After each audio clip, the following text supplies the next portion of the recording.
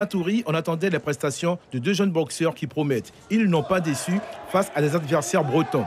Le vice-champion de France des mi-moyens, en rouge, Spinelli Aquino, est venu à bout d'un excellent adversaire, Joseph Meyobene, à l'issue d'un combat âprement disputé en 3 rounds de 3 minutes.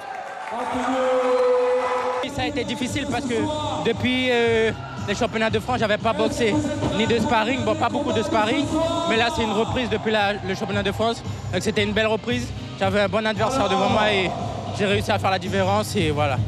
Victoire également de l'ancien champion de France des moins de 56 kg, Kesni Joseph, qui l'emporte également au point face à Ilan Ramage, après l'avoir touché sérieusement avec un crochet du droit lors de la 3e reprise. En cyclisme, Pierce Poney de l'USL Montjoly a remporté le Grand Prix de la boulangerie Albert, long de 141 km entre l'île de Cayenne, Montigny et Roura.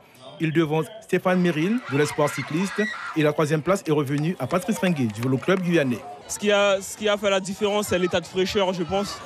Du fait qu'au début, quand j'étais derrière, je suis revenu presque sur la fin et j'ai pu sortir et voilà.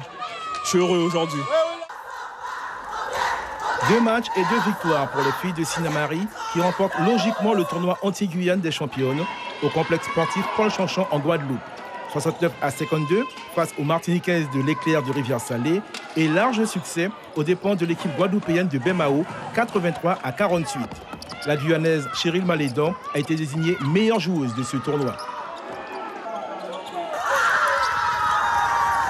Maintenant, on va profiter parce qu'il y avait quand même pas mal de rigueur.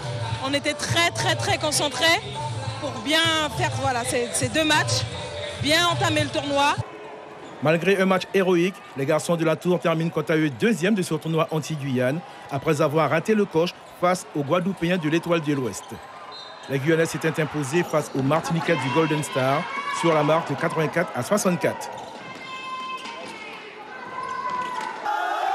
À Saint-Laurent-du-Maroni, au Stade René-Lan, l'équipe du Stade Cayennais a remporté son 35e titre de championne Guyane en dominant le Rugby Club de Kourou, 23-10.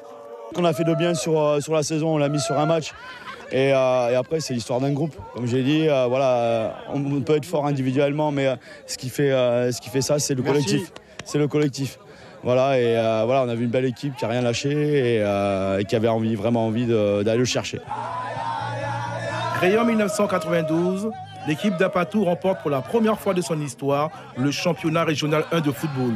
Il a fallu attendre la dernière journée de la compétition pour que les Apatousiens s'assurent de ce titre grâce à une précieuse victoire aux dépens du FC Oyapok 1-0. L'unique but de la partie est inscrit par le capitaine Loïc Romont. Représente quoi ce titre? Et ça représente beaucoup, hein, surtout pour l'Ouest et pour le fleuve. Et pour vous dire que c'est la première fois que... Cette équipe d'Aguado d'Apatou aura la possibilité de réaliser le doublé. Elle rencontre samedi prochain en finale de la Coupe de la CTG, l'Étoile de Maturi, au stade Georges Sommet, à Cayenne. Suivez l'info sur Guyana Première, télé, radio et Internet.